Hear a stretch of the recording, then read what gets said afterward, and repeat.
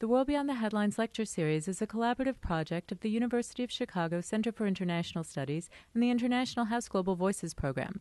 Our nationally recognized programming is made possible with support from listeners like you. Secure the future of World Beyond the Headlines programming by making your gift online at alumniservices.uchicago.edu/giving. Please specify World Beyond the Headlines as the area of giving.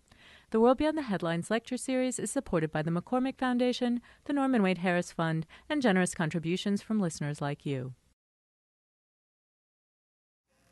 Well, thank you very much. It's a wonderful audience. Joe, if you look back, it goes all the way upstairs also, so it's quite a big group. This is the book. Hope you'll all buy it and get it signed. It's really a great pleasure and a great honor to welcome Professor Stiglitz to the University of Chicago. We go back a long way, as was suggested.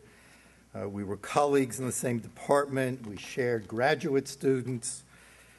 We shared wine sometimes. We shared meals. Joe's actually quite a good cook.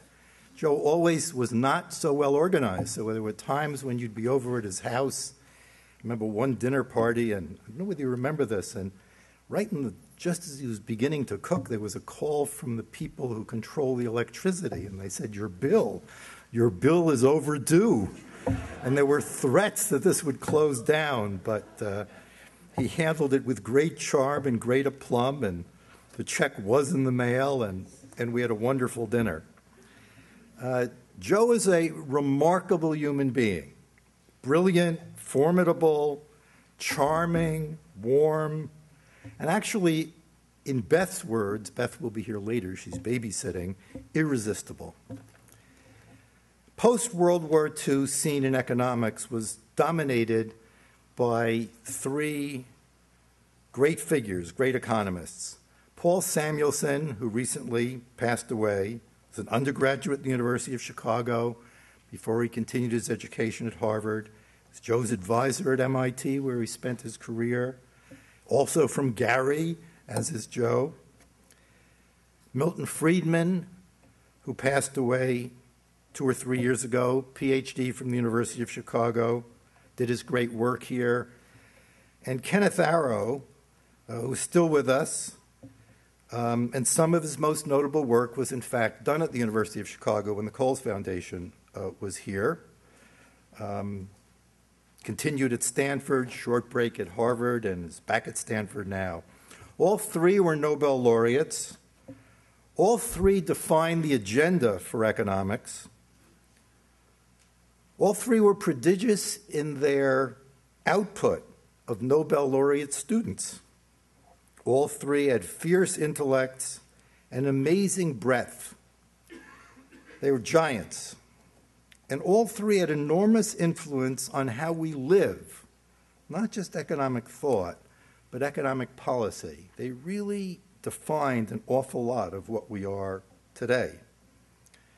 All three deserve the title economic philosopher in the best sense, and they consider deeply the relationship between economic system, freedom, democracy, poverty, education, where we're heading, where the world is heading. Joe Stiglitz, or Super Joe as we often called him, is at the top of the small group of people that succeeded these three during the last quarter of the last century and continuing today. I don't know who the other 2 or 3 are or 5 are, but I know that he would be on everybody's list for that kind of acclaim and honor. Born in Gary, raised in Gary, but you're born in Gary too, right? Went to Amherst College with a full scholarship, spent 3 years there, and they decided it was time to ship him to MIT, where he finished in 2 years. A major influence during the time when he was at MIT, especially during the summers, was Hiro Ozawa, a great friend of both of ours, who was at the University of Chicago, actually, during those years, came here from Stanford and then returned to Japan. And then Joe quickly went to Yale. He must have become a full professor 2 years later or something like that, and then Stanford, and then Oxford, and then Stanford, I think, and then Princeton, so he's been almost as peripatetic as me. Joe's never satisfied with the standard model, and he has the intellect, the technical abilities, and the ambition to change the game, and change the game he has.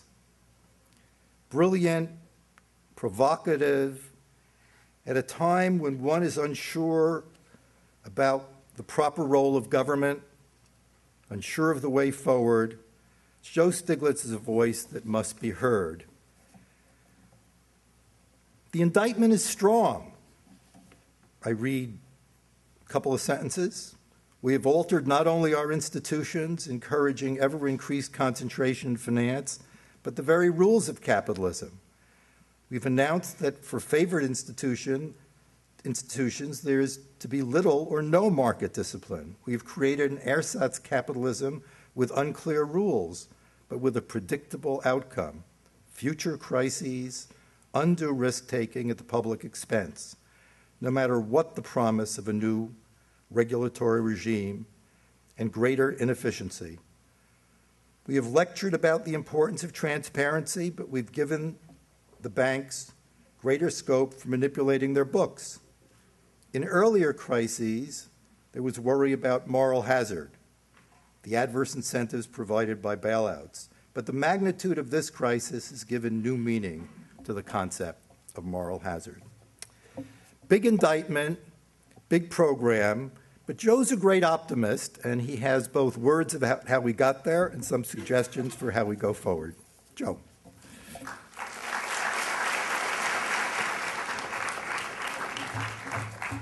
Well, thank you, Hugo, for that very nice introduction. The story here is what I want to do is begin first with how we got into the current mess, and thinking about that is a little bit like peeling back the onion, because there are a lot of people trying to. No one wants to claim blame, trying to put blame on others. The bank said, we didn't do anything wrong. There was a once-in-a-100-year flood, a tsunami, and it just happened. But as I'll try to explain, it didn't just happen. They created the problem. It wasn't something that happened to them. It's something they did to us. There are other views that say, well, there was just a little bit of a problem. The plumbing got clogged. And when you have plumbing that's clogged, you call in the same plumber that put in your bad pipes in the first place.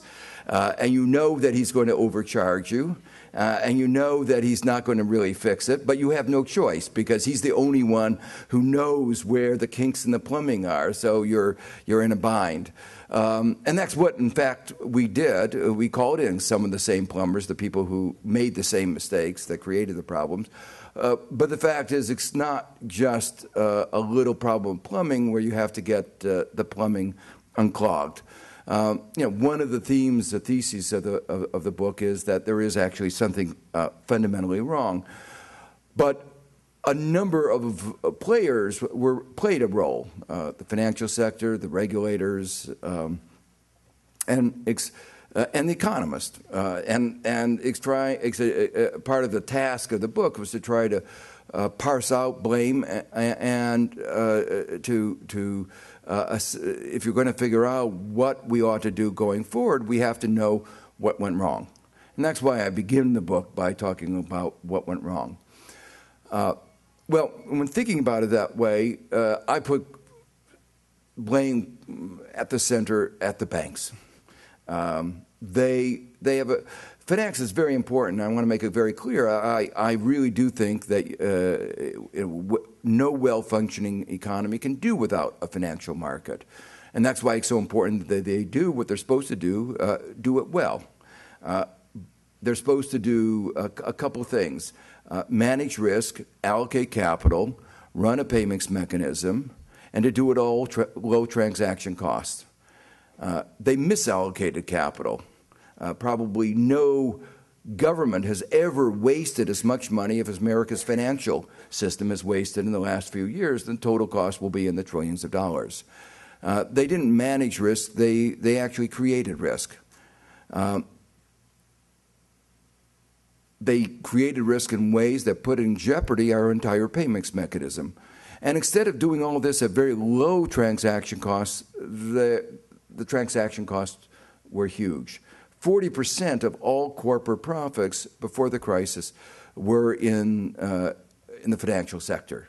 So we really made a fundamental mistake. We confused ends with means. We thought that the financial sector was an end in itself, when it's really a means to making the rest of the economy more efficient and managing risk. And if it does its job well, it accrues a portion of the increment to the performance of the economy as, you might say, just rewards.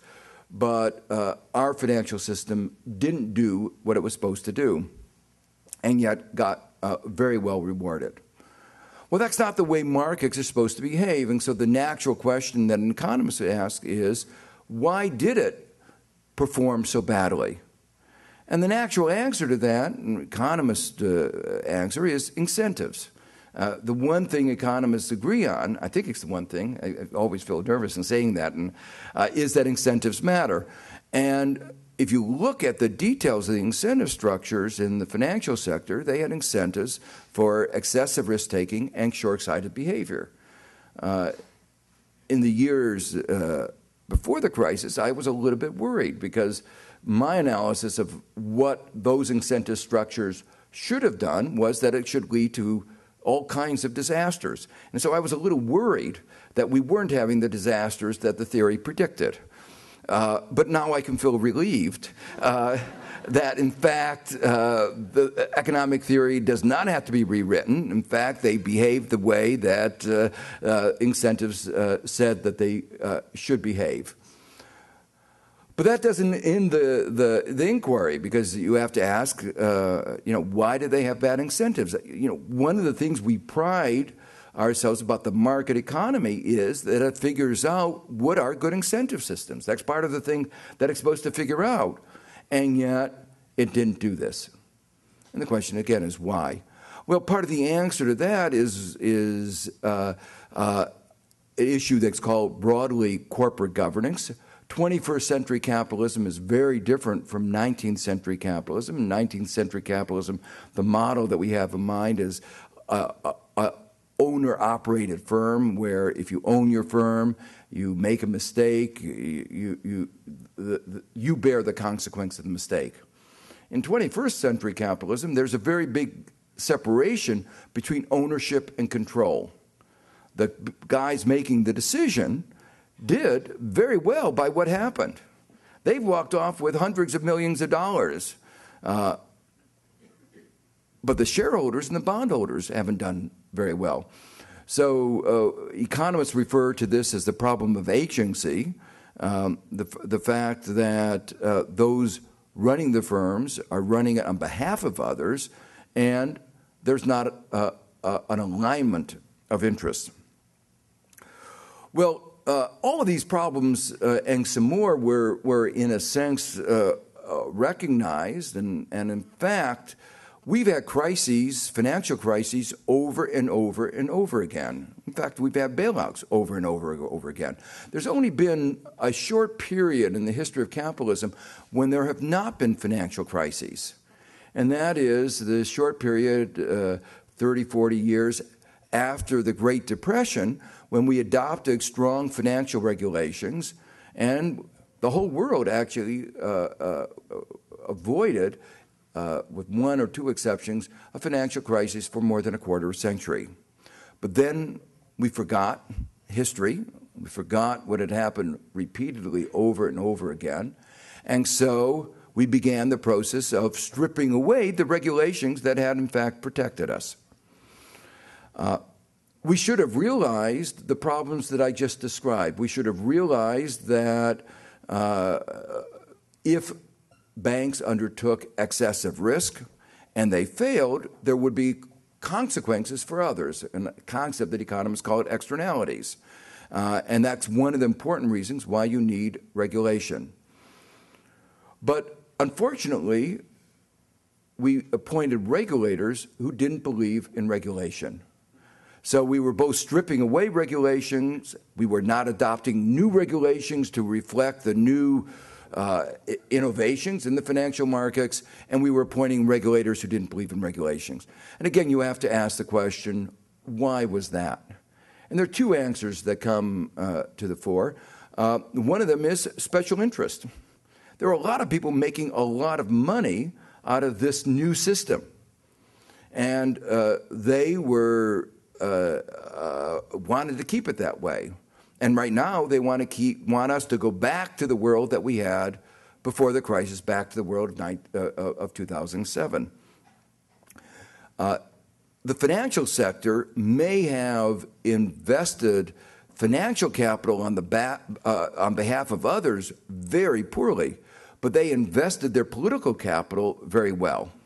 And they've demanded a high return, and they've gotten it. They first got deregulation, and then later on, if I have time, I'll talk a little bit about how they got a bailout that gave them a lot of money but didn't succeed in doing what it was supposed to do. And now they are successfully resisting a restoration of an appropriate regulatory structure. So that's one, pretty obvious that these special interests played a very important role. But there's another factor, and that is ideas. The ideas that markets that regulation was unneeded, that markets would take care of themselves.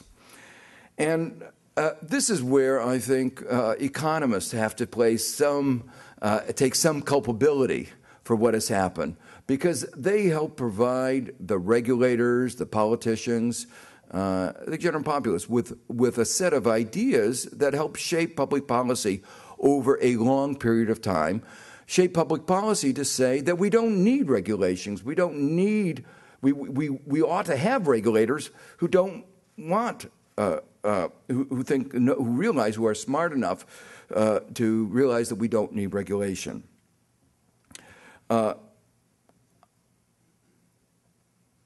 I should perhaps tease a little bit Hugo about the name of his professorship, because his Adam Smith professor, and the big idea behind all this was that of Adam Smith, who argued that the pursuit of self-interest leads, as if by an invisible hand, to the general well-being of society. Now, I should point out, Adam Smith understood the limitations of that, and one of the people that Hugo referred to, Ken Arrow, one of his great contributions was to identify the circumstances under which and the sense in which that result was correct. And there were very strong limitations. It was not in general true. The interesting thing is that result was an inconvenient result. And so those who wanted to believe in free markets did not pay attention to Ken Arrow, who understood the limitations of markets, and went back to a simplistic interpretation of Adam Smith. Well, my own work, one of the areas of my own research, an area actually related to my Nobel Prize, was related to the problems that arise when there is imperfect and in particular asymmetric information. Asymmetric information, just the simple idea that some people know something that other people don't know. And the fact that that is true should be obvious. Universities wouldn't exist if we didn't have something to teach. If you knew everything that we knew, we couldn't. We wouldn't have a job. So asymmetric information is at the core of a university, but it's also at the center of financial markets and most other markets. And to put it in a simple way, one of the key results of my research was to show a work I did with a colleague at Columbia called Bruce Greenwald. Our results showed that the reason that the invisible hand often seemed invisible was that it's not there. That is to say that, and we've just gotten a wonderful demonstration of that. I don't think anybody would claim that the bankers' pursuit of their self-interest, which is more commonly called greed, has led to the well-being of our society. And I'd like to have somebody come forward and try to explain how that is the case, but I don't think anybody would. So in a sense, we've had a real-life demonstration of the fact that Adam Smith was, in this particular case, wrong. Well, that was one of the, you might say, flawed ideas that really helped provide the underpinning for the deregulation movement and for much of else that led to the crisis. There's another idea I want to mention just very briefly, which is an idea that is very strongly associated with this university, which is called the efficient markets hypothesis, that markets are efficient not only in the sense that Adam Smith talked about it, but in an informational sense. That is to say that they efficiently transmit information from one person to another, from the uninformed from the informed to the uninformed. This is idea is a very powerful idea, but it's wrong. And there are many ways in which you could explain the sense in which it's wrong, but one that I found very interesting, that I wrote about, actually, it's almost 30 years ago, is a very simple idea. If markets were efficient, then nobody would have incentives to gather information, because anybody who gathered the information, the benefit of that information would be instantaneously transmitted to everybody else. And so if markets were efficient, then the only information that anybody would invest in gathering would be information that was costless. So the system might be informationally inefficient, but it would be informationally devoid. So it would not, you could not say the system was a well-functioning system. That, in fact, that there was, we argued, this is work I did with Sandy Grossman, who did his PhD here at Chicago, was that there was an equilibrium amount of disequilibrium, an equilibrium amount of imperfect information. Well, again, this crisis has provided innumerable examples of where markets cannot be described as efficient in any reasonable sense. In fact, in many cases, you can only describe the behavior not as efficient, but as stupid, to use the colloquialism. Let me give you an example. One of the core parts underneath the crisis, and the simple story of the crisis begins there, is that we had a bubble. And what fed the bubble, fed the bubble was that people were, the banks were making loans on the basis of rising values, and the fact that rising values meant that they were willing to make more and more loans, in fact increased the loan-to-value ratio. And you had these prices going up, and many of us were saying, this is not sustainable. And one of my predecessors as chairman of the Council of Economic Advisors once said, that which is not sustainable won't be sustained. And that was, in fact, the case. How could it be that house prices were going up and up when most Americans' incomes were stagnating or going down? And this is something that many people don't really fully appreciate, but median income, the people in the middle, half above, half below, median income in the United States has been going down year after year for a decade, and some statistics even longer. So median income in 2008 was 4% lower, adjusted for inflation, than in 2000, and things have gotten worse since the crisis.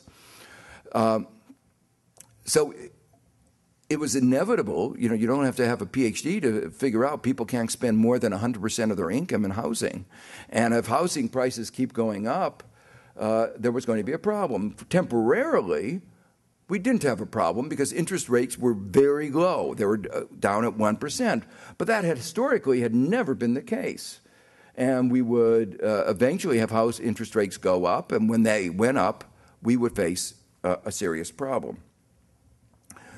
Now, that sort of illustrates, brings me to an example of where even those who were supposed to be understanding risk either didn't understand it or had interest not to understand it. Obvious candidate of this is Alan Greenspan, the chairman of the Federal Reserve. When asked whether we had a bubble, he said, no, we just have a little froth in our economy. But in fact, it's worse than that, because he gave a speech in which he encouraged people to take out these variable rate mortgages where the interest rate that you pay could go up when the interest rate goes up. And what he said, and it's important to realize that here is somebody who allegedly believed in the efficient markets hypothesis, believes that markets were efficient, and that's one of the reasons why he said there could not be a bubble, and therefore we don't have to do anything about it. So he gave a speech in which he encouraged people to take out variable rate mortgages, saying that if they had done that 10 years earlier, they would have saved a lot of money. Now, that is true that they had done it 10 years earlier. And the reason that that was true was that markets are forward-looking and look at the statistical average, and no one had ever brought interest rates down to 1%, which is something that he did. So he broke the normal statistical pattern, brought them down to low levels, and then he said, well, look, people would have been smart if they had bet on my doing, which nobody else had ever done. But when interest rates are 1%, what is the likely direction in which they're going to go? Almost surely they're going to go up. They're not going to go much down. You can be sure of that. So if he's encouraging them to take out a variable rate mortgage when the mortgage rates are 1%, what he's telling them is take out something where almost surely you're going to have to pay a higher interest rate within the next few years. And if they've taken out a mortgage which is at the limits of their ability to pay, that means they're going to have some problems. And if they and everybody else start having problems simultaneously, what's going to happen? When they need to go and to renew their mortgage, they're not going to be able to get it. Or if they want to sell their house, nobody else is going to be able to buy it. When they all try to sell their house or finance at the same time, prices are going to go down, and then the bubble will break and we'll be in a mess. And that's exactly what happened. But intellectually, the problem of Greenspan was even deeper, and I'm not picking on him particularly because he was at the top. Everybody else was reflecting the same kind of mindset. Somebody who believes in the efficient markets would never say you would do better by buying a variable rate or a fixed rate mortgage on average. On average, markets would make these two exactly equivalent. And he should have understood that. And those selling the mortgages should have understood that. What's the difference between the two mortgages? Only risk. That one mortgage, a fixed rate mortgage versus a variable rate mortgage, on average, you're going to pay the same amount, but there's different risk. And which one has the greater risk? Obviously, the variable rate mortgage, because you don't know how much you're going to have to pay. If interest rates go up, you'll pay more, and you may not be able to afford it.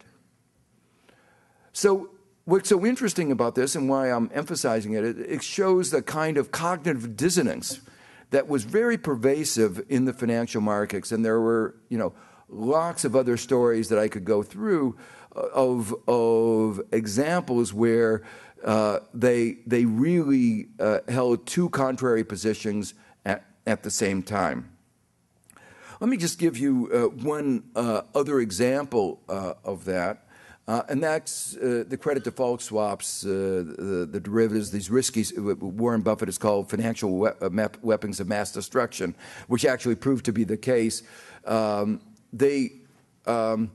One of the, you probably have seen statistics where the numbers of these outstanding were in the trillions of dollars. And the reason that they got so large is that if A bet B something would happen, and then he's decided, no, let's undo the bet, rather than canceling the bet, they said, well, we'll get more fees if instead of doing that, B will bet A on the same thing. So A betting B and B betting A on the same thing cancels. And so it's an elementary thing. If you know a little bit of math, you know, a plus and a minus adds up to zero. So that's what they got that. They've taken that part of the course.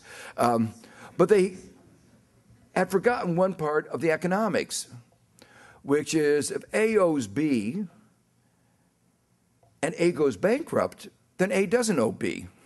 But B still owes A. So these things don't cancel. So you ask them, now why didn't you net these things out? You know, because you're exposing yourself enormously to this kind of risk. And you get back an answer, well, none of these firms are ever going to go bankrupt. And then you look at the product that they're selling. What is the product? They're bets on these banks going bankrupt. So the whole market was on betting on banks going bankrupt, and yet they were saying no bank would go bankrupt. Now, that takes a kind of cognitive dissonance that I think is quite impressive. One other aspect I'll just mention of in the context of university, it's important to understand the role of ideas in this whole crisis. Securitization was an idea that was very important. The fact that the banks could sell off their loans to others played a very important role in the crisis. In the old-fashioned banking, a bank would make a loan. If it made a bad loan, it bore the consequence. In modern securitization, it was based on what I call the greater fool theory. You create a mortgage, and then you look around for somebody stupid enough to buy it from you. And globalization had opened up a global marketplace for fools. And our banks were very good at marketing, even if they weren't very good at risk assessment. And we sold about 40% of our mortgages to Europe. So when I'm in Europe, I always thank them for buying our toxic products, because if they hadn't, the downturn in the United States would have been much worse than it already is. Well, securitization was based on a very simple idea that goes back actually to another Nobel Prize winner, Markowitz and Tobin, who talked about the virtues of diversification. And so when I lecture my students about securitization, I talk about that. That's the first lecture. And I somehow feel that sometimes I feel a little guilty, because after that first lecture, they all ran down to Wall Street to make money, and they didn't listen to the second and third lecture. The second lecture points out that this doesn't work so well if there's high correlation. That is to say, if all these securities, all these mortgages go bad at the same time. And that's going to happen if interest rates go up, if we have a recession. And so that's actually what happened. So they thought they were much more diversified than they really were. But the third lecture that they didn't go to was on information asymmetry. Securitization opens up opportunities for these information asymmetries. The people buying the mortgage didn't know the details of the mortgages that they were buying. How could they? Some of the complicated products, the CDO squares, for instance, underlying one of those securities, there were more than 1 million individual mortgages. So if you spent your time figuring out those mortgages, you wouldn't have time to eat or sleep or do anything else in your life. So there was no way that you could become informed about these products. So the problems of information asymmetries were enormous. But here comes another aspect of, say, cognitive dissonance. In assessing the risk of these complex products, they used past data.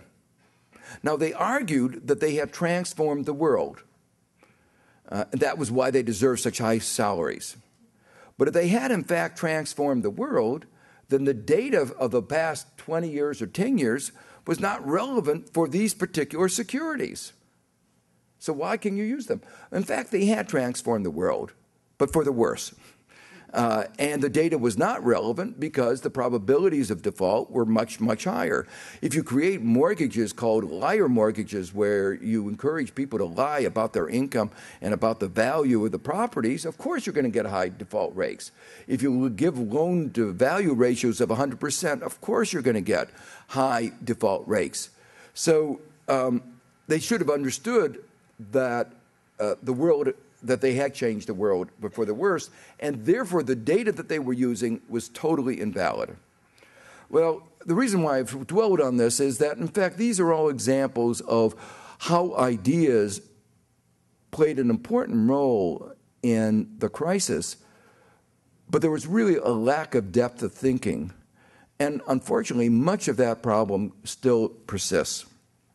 I want to spend just 1 minute talking about how these got reflected in policy during the run-up to the crisis. And unfortunately, again, thinking hasn't changed as much as it should. I mentioned before that it seemed to me clear that there was a bubble. But those running our monetary policy, Greenspan, Bernanke, believed that it was impossible for there to be a bubble because efficient markets would not allow it. And markets were efficient. So bubbles could not exist. Then they went on to say, well, even if it existed, you can't really tell it until after it breaks. Now, of course, you can't be sure until after it breaks, but you can be pretty sure. And all policy making is done under uncertainty, and good policy making means that it has the probability, the confidence that there is going to be that there is a bubble and it's going to break. You ought to take stronger and stronger actions. But they pretended that it's either you know it or you don't know it. And since they weren't sure, they decided to do nothing. Thirdly, they said, even if we could detect it, we don't have instruments. But they had instruments. Congress had given them instruments to do it. They chose not to do those instruments because they said, we don't want to interfere with the market. But what's so ironic here is the Fed is an interference with the market. It's setting one of the most important prices in the economy, which is the interest rate. And finally, they said, it's much less expensive to clean up the mess than to risk interfering with the wonders of the market. I don't think anybody would say that today. The cost of cleaning up this mess is in the trillions. Well, I want to spend the last few minutes talking about where do we go, where are we, and where do we go? Well, let me first say we're not in great shape. We're not out of the woods. We've stopped the freefall, but the best way to see where we are is to look at the labor market. More than 1 out of 6 Americans who would like a full-time job cannot get one now. And if you look at specific demographic groups, the problems are even worse. Youth unemployment among Afro-Americans is now almost 1 out of 2. Official unemployment rate among males in key working age is 20%. So you look at the various statistics, you see, and you look at particular parts of the country, you see how bad the economic situation is. I mentioned the beginning of the crisis had to do with mortgages. 1 out of 4 mortgages are underwater. That means people have negative equity. For most Americans, their home is their only asset, and now 1 out of 4 of these, and particularly a large fraction of these are poor Americans, have no equity in their home. They've lost their life savings. We expect this year between 2.5 and 3.5 million Americans will lose their homes, more than in 2009 and more than in 2008. So we have a social problem. That the system isn't working very well should be evident in the following sense. We have a situation where we have vacant homes and homeless people. We have a world in which we have all kinds of unmet needs, retrofitting the world for global warming, billions of people in poverty, and yet we have excess supply, underutilized resources. So to me, this talk about recovery is clearly premature. It'll be even official forecast say it'll be the middle of the decade before the unemployment rate gets back to normal, unless we do something much more dramatic. So what is it that we've done and what is it that we need to do? Well, the three areas. First, the stimulus. This is the 1 year anniversary of the stimulus. A lot of controversy about it. The stimulus did make a difference. I think it made a big difference. But it was too small and it was not as well designed as it could have been. Part of the reason it was too small is the administration, which involved some people who were obviously involved in the creation of the crisis, were overly optimistic. They didn't want to admit the magnitude of the mistake that had been made. And so they thought the unemployment was going to peak at around 10% without the stimulus, and with the stimulus it would be down to about 8%. The problem is the downturn was worse. The unemployment would have probably been around 12%. The stimulus brought it down to 10%. But obviously 10% should be viewed as unacceptable. I think we need a second stimulus, more focusing on the creation of jobs. The second area, mortgages. Nothing was done in the previous administration. But unfortunately, again, too little was done in this administration. Nothing was done about the critical problem of mortgages that were underwater. Again, obvious reason. The banks did not want to recognize the fact that they had made bad loans. And they succeeded in getting a change in the accounting standards so that they could keep on their books at full value loans that were not even being repaid. And the myth that sometime, years from now, they'll be repaid. So if you had forced the banks to restructure the loans, they would have to recognize the loss, and the problems in the banking sector would become evident. So the administration did nothing about these mortgages that should have been restructured. And that's why we are continuing with this onslaught of mortgage foreclosures. The final area is doing something about the banks, re-regulating the banks.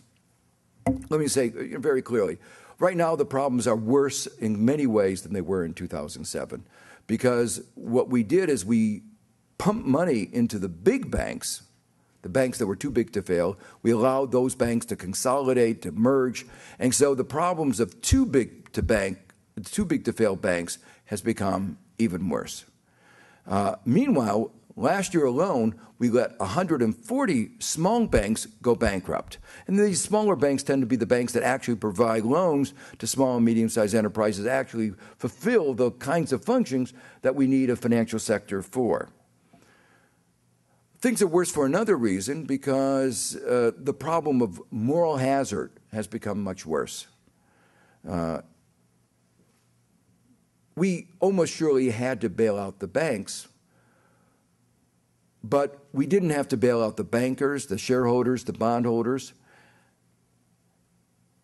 And because of that, and because of the way we did it, the bank bailout didn't succeed in doing what it was supposed to do, which was rekindle lending, and the national debt is much higher than it otherwise would have been. Well, the financial sector has been very successful, not surprisingly, resisting so far any regulatory reform of any significance. And in the book, I try to outline some of the things that need to be done in the area of regulation. Obviously, one of the things you need to begin with is transparency, which is another word for information. You can't have a well-functioning economy when people are hiding what's going on. The banks were very creative, innovative in figuring out what I call creative or deceptive accounting, depending on what you want to label it as. They were very good at that. And they've succeeded, as I said before, in keeping information, keeping what's going on in a non-transparent way. That has to be changed. But by the way, just as a parenthesis here, the Federal Reserve is part of the problem. The Federal Reserve is a public body, or should be.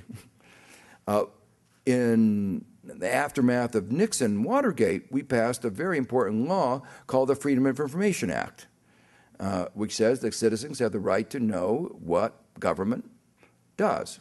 They are supposed to be working for us, not we for them. But the Federal Reserve claims to be above the law. We wanted to know where that money went, where the $180 billion to AIG went.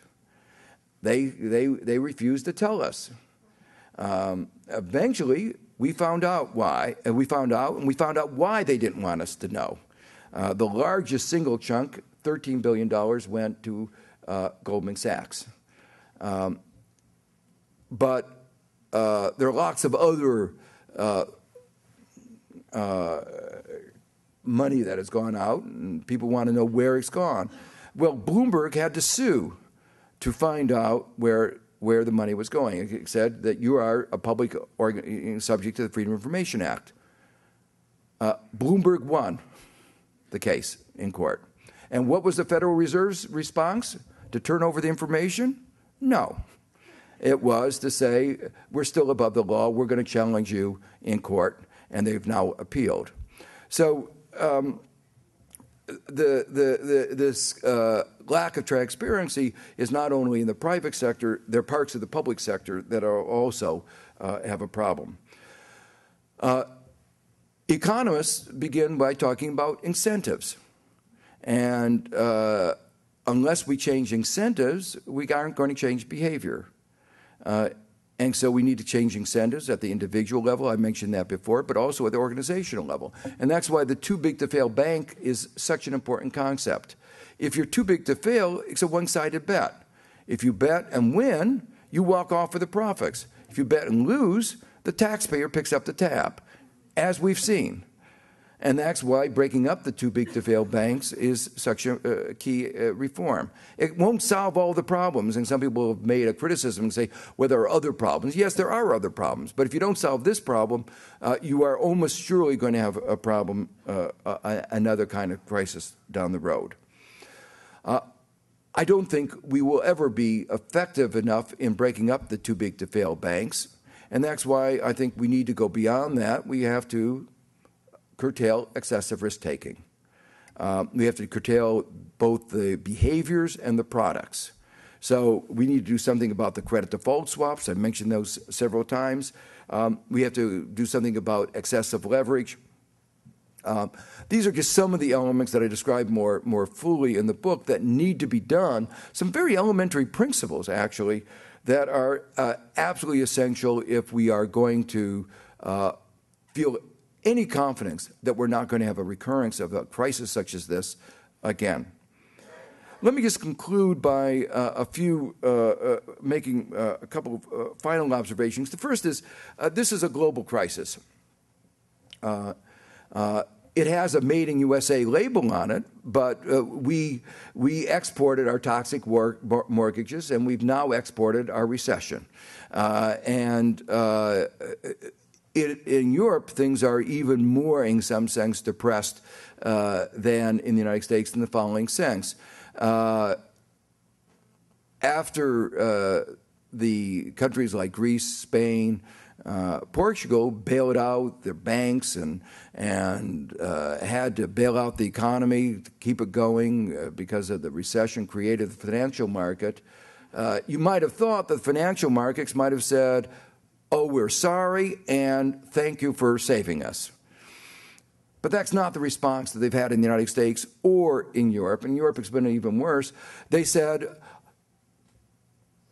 we're going to attack you for having too big of a deficit that you created to save us.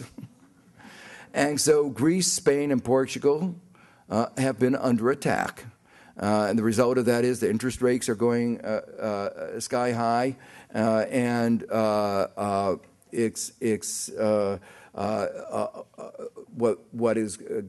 response that the financial markets have demanded is that we can't cut our bonuses because that would destroy our incentives, but you have to cut the wages of workers, including wages of public employees, by about 25%. And you have to understand that the wages in a country like Greece are not very high. The head of the postal banking system gets, which is a public financial institution, gets paid about $3,000 a month. Now, I don't call that exorbitant, and yet those are the kinds of people that are being told they have to cut in order for, as a result of the financial crisis. And that brings me to the final point that I want to raise. We've been focusing a lot on the financial crisis, but meanwhile, there are a whole set of other problems facing the country, facing the world. Problems of global warming, problems of adjusting to changing global comparative advantages, problems of demography, our healthcare system, our energy sector. These problems haven't gone away, but the resources that we have been greatly, to deal with these problems, have been greatly diminished. And that was one of the reasons I was so concerned about the way in which the bailout was handled, because we got cheated so badly, our national debt is larger than it otherwise would have been. Finally, in addressing these challenges, both the problem of the crisis and the long-run problems to which I've just referred, we have to be careful not to succumb to the same kind of ideology that brought us to the crisis, or to the same kind of short-sighted behavior that brought us to the crisis. It was a sort of a notion that free markets by themselves could solve all these problems, and that therefore there was no need for government. Now, anybody who's lived through the last decade knows that governments often make mistakes.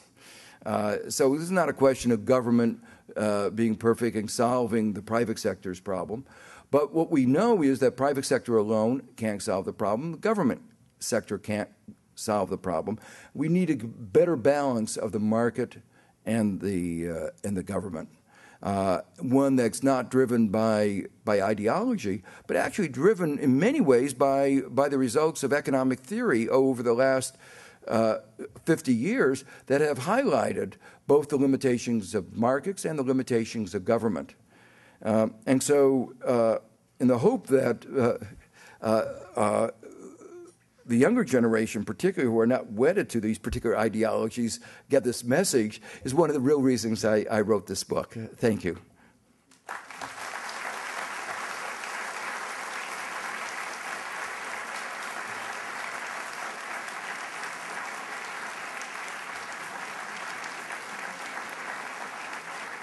So there's time for questions, and there are microphones here. Oh, there's a microphone so people can hear. So,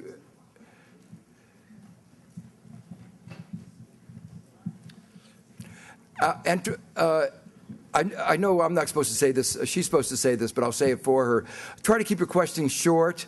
Don't make speeches because there's a long line, and et cetera. Okay. Yes, sir. So much of what you said is no-brainersville as far as I'm concerned. I was disappointed that you referred to liar loans but didn't use the word fraud to describe the broader process, because that, as I understand, is what went on systematically for 5 years, 10 years, maybe more. And it is so disturbing to me to see those who enabled this systematic fraud. Greenspan was in office for the better part of 20 years. Bernanke has been reappointed. Various other of the foxes who were supposedly guarding the chicken coop still have various positions of power. Volcker was on TV the other day to the effect of that he's never seen the political system so dysfunctional. Why should we have any confidence whatsoever that this political system is anything other than what Senator Durbin described it when he talked about the Senate being owned by the banks. He said they're the most powerful lobby in D.C. They own the place. Why should we be at all confident that there's going to be any other result than the continuing trashing of the middle class and enrichment of those who really control the government? Well, I'm very much in agreement with you that that these problems are not only deep, but in many ways may be getting deeper as a result of that United Citizens case, where the restrictions on corporate campaign contributions were lifted.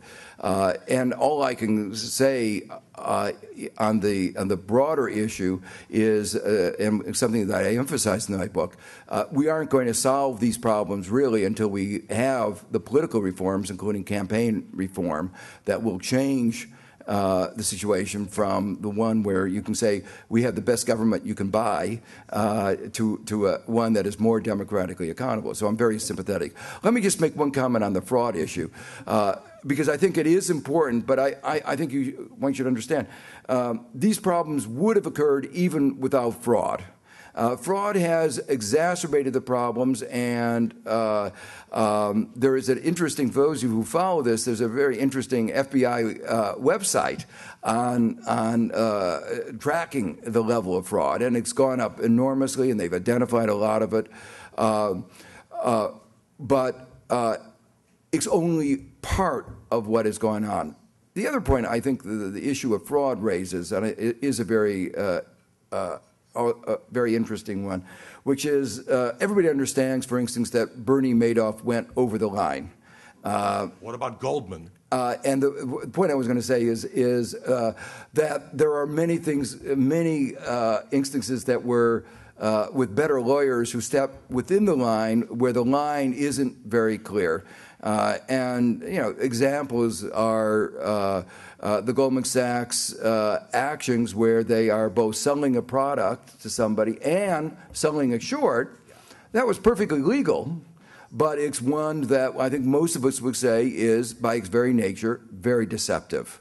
Normally, when you sell a product, you would say, I stand behind it. And you can bet that they didn't disclose to the people that they were selling the product that, by the way, we have so much confidence in the product that we're selling you that we're selling it short. How could, if I can follow up, how could it have been? No, I think we.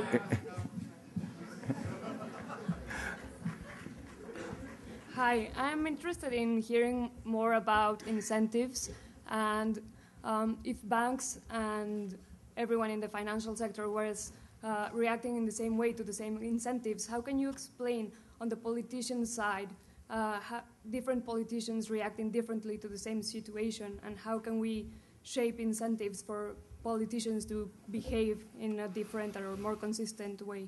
Well, I mean, part of the reason, Keynes was very clear in his discussion that interests are important, but so are ideas. And there are some people who some politicians who really are genuinely concerned with the public interest. Many politicians also are genuinely concerned with getting reelected. And there are two aspects of getting reelected: getting the money, and the other one is getting the votes. Hopefully those two are aligned, but right now we're in a very interesting situation where those two are not very well aligned. And several of the senators and Congress people who've traditionally been very close to the financial sector are now feeling very queasy about that and are reassessing their positions on a whole variety of reform bills. And you see that in the changes in the positions on a whole variety of regulatory issues that have been happening in Congress in the last year. Hello. You mentioned that you thought that unemployment was going to remain abnormally high for probably the next 5 years. And a lot of people are saying that one way to cure that is to lower taxes and provide incentives to employers and so forth. What is your opinion on that? And the other two quick questions are, what would you think would be Schumpeter, Hayek's, and Friedman's opinion of Barack Obama's policies in handling this crisis. And then the other is more of a comment. People like John Paulson, who I'm sure you know, detected the flaw in the models and were able to capitalize on that. You asked too many questions at one time. How do you said that you thought that unemployment was going to remain abnormally high? Sure. Let me first explain why I was so pessimistic about the quick recovery. What had sustained the American economy and to a large extent the global economy for the years before the crisis was this bubble. Americans were taking out literally hundreds of billions of dollars out of their housing for consumption, and the savings rate in the United States went down to zero. The savings rate is now already up to about 4.5%, 5%. If it returns to the historical average, that would be 7%. But because of the depletion of wealth, there's a reason some people think we'll go beyond that. The implication of this is very, very understandable from the point of view of the households, but when people are saving, they're not spending, and that's why it is likely that we will not have a robust recovery anytime soon. Right now, government spending has come in to fill the hole in the private spending, but that's only temporary. And beginning in 2011, that government support is going to be withdrawn. Meanwhile, stakes are going to be contracting because their revenue is going down. They have a balanced budget framework, so when their revenue goes down, they have to cut back spending or raise taxes, and so it's a negative stimulus. And that's part of the reason why most people think that 2011 will actually be weaker than the current year unless we do something quite strong. What we obviously need is a second round of stimulus, one that is more focused on job creation. One of the aspects of that would be aid to stakes to make up for the shortfall of revenue caused not by any mistake on their part, but by the weak economy. Let me switch to the last question you made about why is it that Paulson made a lot of money on the one hand and so many other people lost money. Well, part of the issue here goes back to incentives at the individual level. The individuals in the banks walked off with a lot of money. The banks may have gone bankrupt, but in the case of Lehman Brothers, but the guys who were doing the securitization, they wound up with a lot of money. So that's part of the problem here. Is in some sense the incentive structures are very short term. And there's not a coincidence between the incentives of the individual banker and the shareholders and the bondholders. And that's one of the real problems of modern capitalism. One other aspect quite interesting about what Paulson did, he saw very clearly that there was a bubble and that there was going to be big losses. And he sold it short, and other people sold some of the other banks, short. The bank's response to this was very interesting because in every other context, they're all in favor of markets and undisciplined, unfettered markets. But suddenly, when the market was selling their stock short, reflecting information that they were actually in trouble, the bank's response was to go to Washington and say, two changes: don't allow the short selling against us, and change the accounting rules so that no one can find out how badly off we are. This is the confidence that they had in market processes. Thank you. Hi, I'm Claude Weiler, former House resident.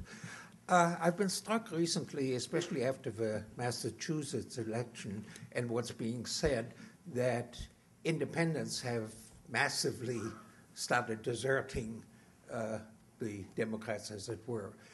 How do you get the general public to understand that what we are facing is a long-term problem with no quick fixes? Yeah, that's a difficult question of politics. I think one of the difficulties that Obama faces in particular that's cost him a great deal is the confusion between the stimulus program on the one hand and the bank bailout on the other. The stimulus program worked. It was too small. But the bank bailout did not work in the way that it was supposed to. It was supposed to reignite and was very costly. The other problem, reason why he's having such difficulty, I think in part, is this notion that economists use called the counterfactual. What would have been the case? And the problem is they see, since the stimulus was adopted, unemployment rate went up. And they don't understand is that the mistakes that had occurred under the previous administration were the reason that it was going up. And you have to ask what it would have been were it not for the stimulus. And that's why I say it would have been probably around 12%. The stimulus did bring it down, but what people see is not what it would have been. They see what it was and where it is. And that's really explaining this notion of counterfactual is one of the hard concepts that has to be explained. So you don't see any good way of getting the general public There's no easy way, no. But I've written the book partly to hopefully make a little dent on that.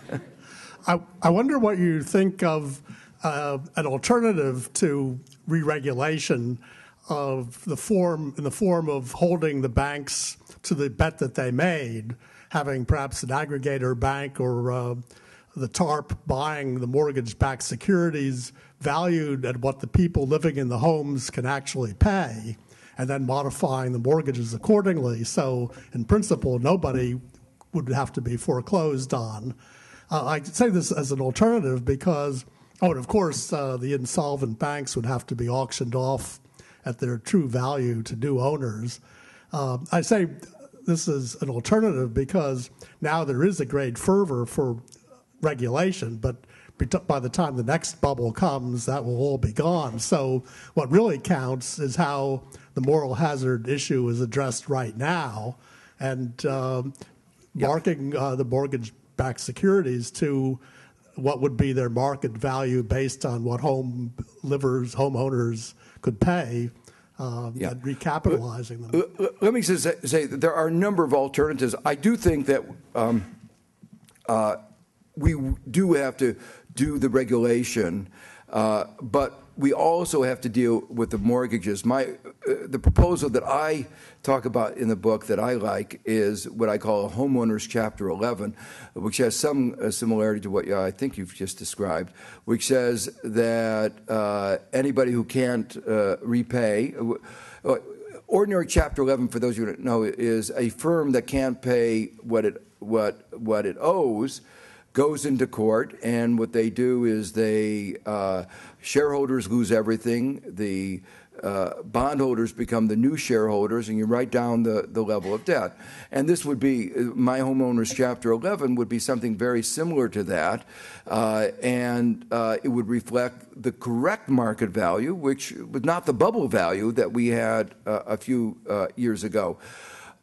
In one way or another, I do not think we will emerge from the crisis unless and until we deal with the problem of these mortgages that are underwater, at least a substantial fraction of them. Two questions, very concrete. Number one. Only one, because I think... It's very short. It's very short. Very short. I'm going to be very... Please don't let me talk too much. Just very short. Number one. In your opinion, what is China's prospective bubble in the banking sector in the short and medium run? And number two, in your opinion, what is the effect of the partisanship in the U.S. Congress on the recovery of the American economy? Well, the partisanship has been very destructive in the ability to formulate regulatory policy, to formulate an appropriate mortgage policy, to formulate an adequate stimulus. Just take on the mortgage issue, the Democrats passed in House a bill that would have allowed them to begin doing more restructuring, but because they can't get the support in the Senate, the bill is effectively stalled and nothing is happening. In China, there are concerns about bubbles in many of the emerging markets, and it's actually related again to a failure in some ways of the Fed policy. The problem is the following. The banks have been allowed to borrow at close to zero interest rate from the Fed, but the banks looking around the world say the United States is not the best way to use the money that we're getting for almost free from the U.S. government. So what are they doing? They're not lending in the United States, which is why things are so bad.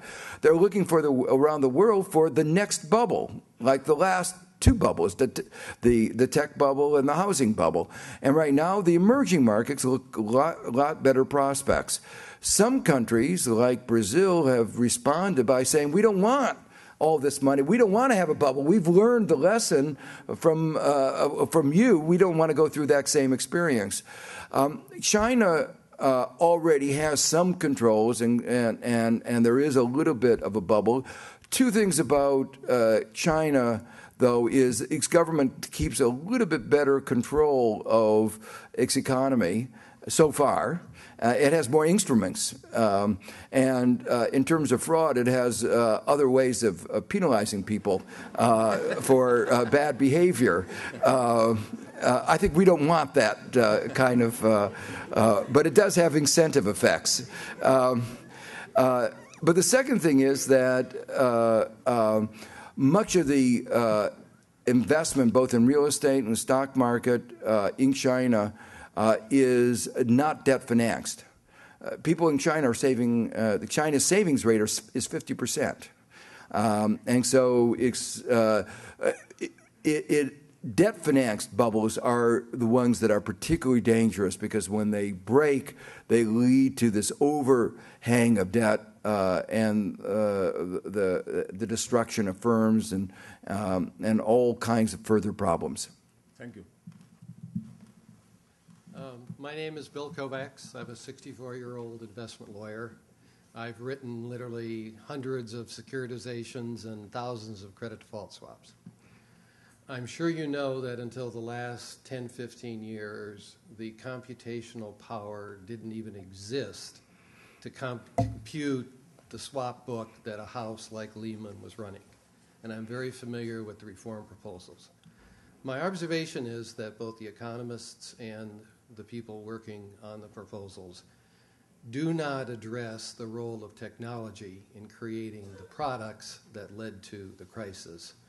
It seems to me the assumption is if a computer algorithm can be written to do something, then it should be allowed. Would you comment on that?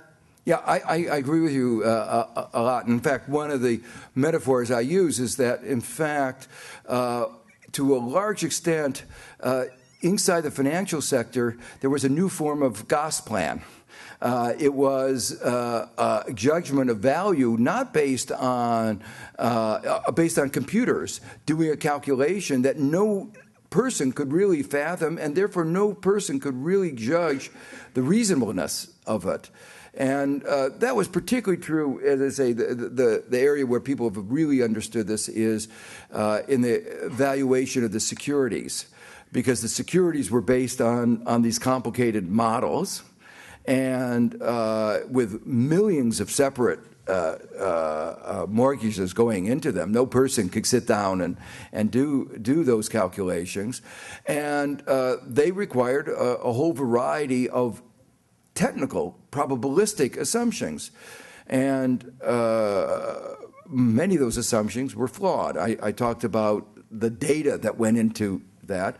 But the underlying models they were using were also flawed. A standard model used log normal distributions. the characteristic of that is that the failures happen much more seldom than, in fact, is the case. And they should have known about that the models were wrong. There were some people who have used said that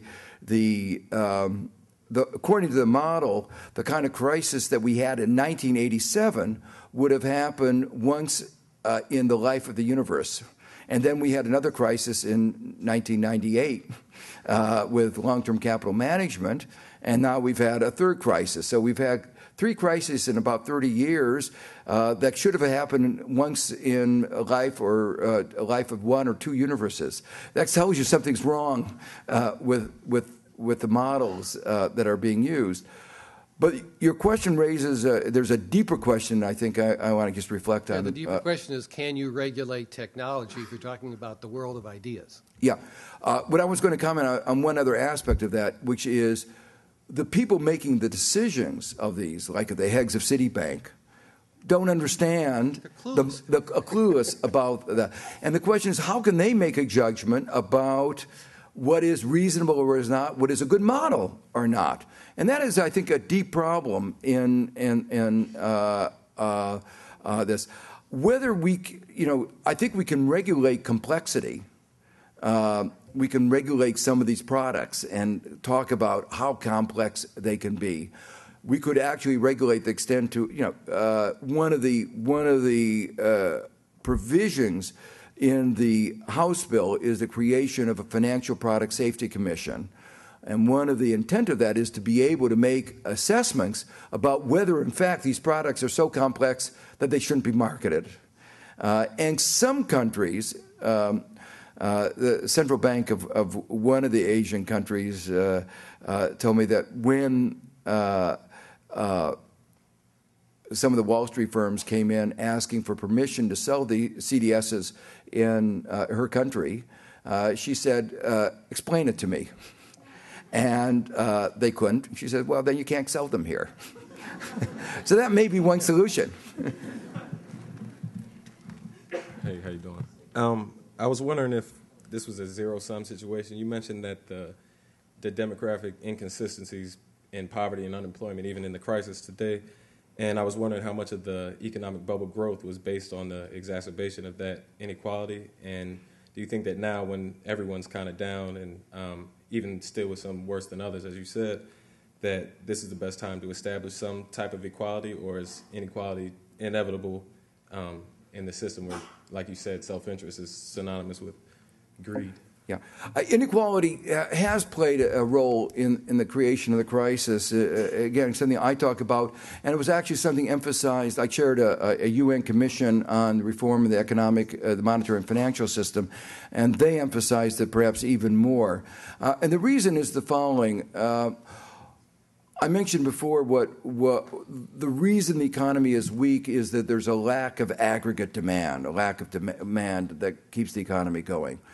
One of the reasons that there's a weak aggregate demand is that we've been redistributing money from people at the bottom who spend it to people at the top who don't spend it all. And that leads to a weaker aggregate demand. What kept the economy going for a while was that as inequality was growing, we told the people whose income was declining, don't let it bother you. Keep spending as if your income was going up. And they did a very good job at that. But if your spending is going up and your income is going down, how is that possible? Debt. What made this work was that house prices were going up, and there was this fiction that, in fact, they were growing wealthier even as they were growing more in debt. But we now realize that that was a fiction. We can't go back to that world. And that's one of the reasons why I'm very pessimistic about a quick recovery. Now, would this be a good time for trying to get more progressive taxation and other policies that would change the distribution of income and that would help strengthen aggregate demand? I think, yes. I've actually argued that tax reforms that are more progressive could actually be part So raising the taxes towards the top and lowering it towards the bottom, increasing taxes on speculation. I mean, can you imagine a society that taxes speculation at a lower rate than people who work for a living? What kind of a message does that send? So those are some tax reforms that would do something a little bit about the distribution of income. Unfortunately, we've all been talking about the difficulty of getting little reforms like bank reforms, doing something about too big to fail banks that everybody agree are a problem. I'm not optimistic that we're going to be able to do something about those issues right now. Okay. Very literally quickly. You said unemployment. Oh, can I ask it? It's for a friend. It's not for me. Thank you for your talk.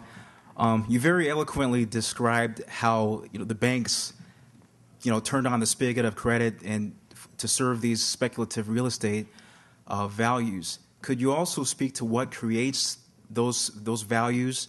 And as the formulator of the Henry George theorem, which deals with why land prices inflate, could you kind of explain, or could you speak to how some of Henry George's solutions might kind of serve to short-circuit that cycle and avert the speculation in the first place?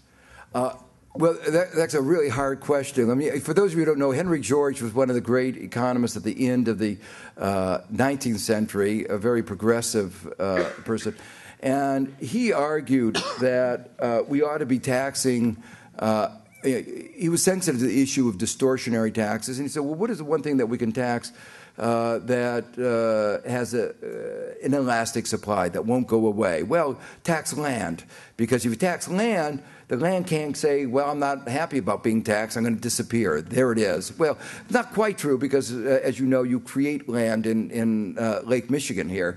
So land is partly created, but most land is natural. And modern versions of Henry George theorem say that we ought to be taxing the rents on not only land, but also on oil, natural resources. And if we did that, we would actually need to tax savings and work much less. It's a much more efficient form of taxation, and I agree with that. It's basically a taxation on speculation, like you said. Yeah, that's right. So well, there's another principle of taxation, which is it makes more sense to tax bad things than tax good things. And speculation, especially the kind of speculation that we're seeing in Greece, actually contributes to economic instability and imposes costs on others. And so that's another example of a tax structure that actually can contribute to general well-being at the same time that it generates revenue.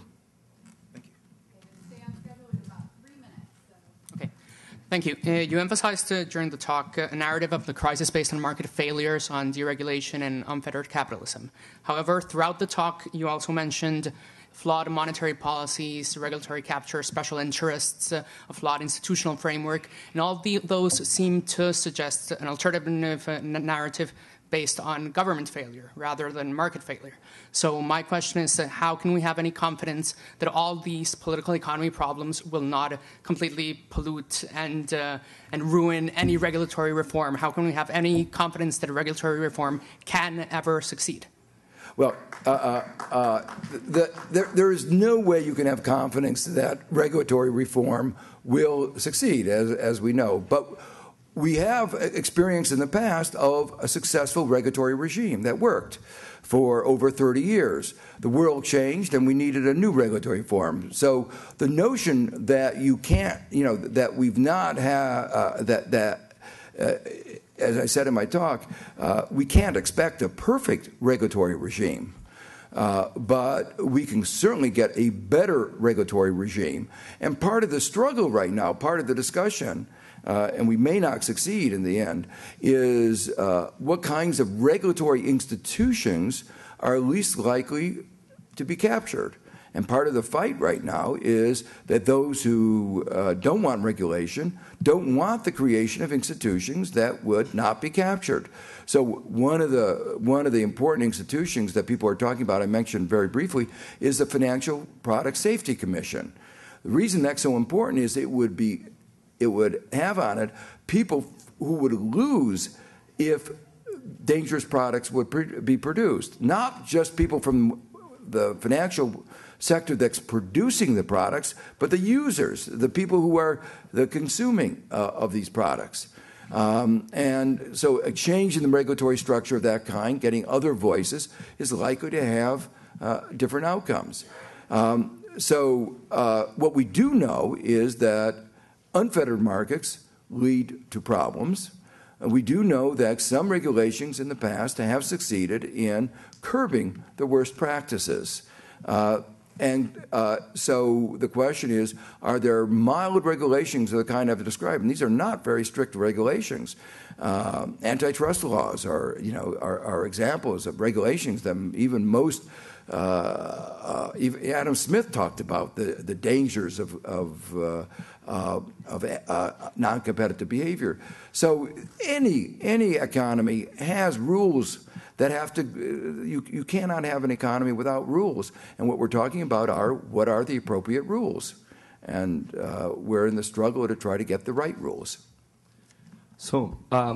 At the same time that this period of the last 30, 40 years created this mess now that we're seeing, it also helped to boost, to help a lot of countries and people in developing countries to get out of poverty. So how would you go about solving, creating this new framework of regulatory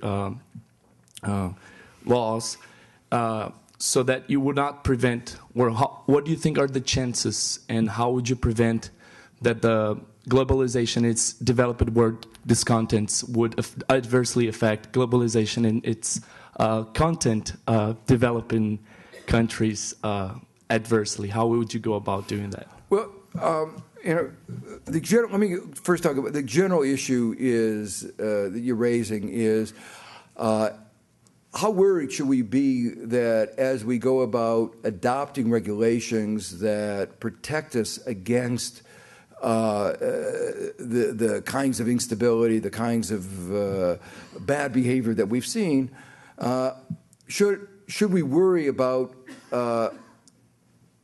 that interfering with our ability to get some of the positive things like innovation, like the flow of capital to developing countries that can help increase their income? Well, my view is this in two parts. First, let me take first the issue of innovation. Most of the financial innovation that we've seen in the last 10, 15 years has not increased the performance of our economy.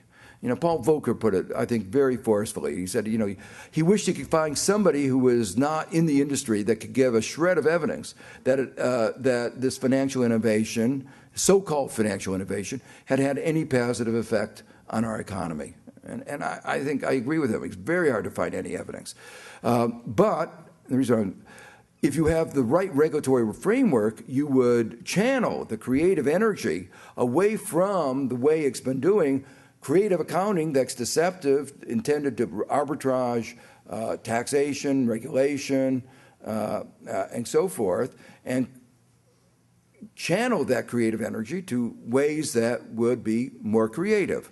Now, one of the ways that's more creative is how do we handle the risk of the developing countries? I mentioned the fact that our financial sector did a terrible job on developing new products to help people manage the risk of home ownership, their most important asset. There are innovations out there, like the Danish mortgage bond, that would have done a lot better.